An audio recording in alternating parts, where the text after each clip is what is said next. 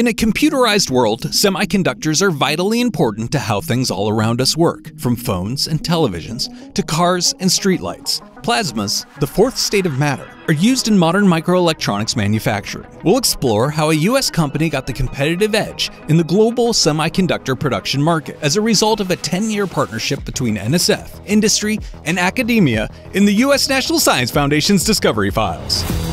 In semiconductors, over half the steps where chips are being made, plasmas are used sort of throughout the whole process. Jeremiah Williams is a program director at the US National Science Foundation. Recently, Lam Research, a US-based maker of semiconductor fabrication equipment, unveiled a new product that can reliably mass-produce the exquisitely complex circuits required for future electronic applications, particularly those involving artificial intelligence. This new, precise semiconductor etching technology was first imagined nearly 2 decades ago, but development really took off when a small team of scientists supported by a partnership between the US National Science Foundation and Lam Research came together to advance the scientific and engineering work necessary to create this breakthrough technology for US industry. And after about 10 years of funding, lots of careful experimentation, figured out how to control the ions, and it was just released and it's sitting on floors in semiconductor manufacturing companies.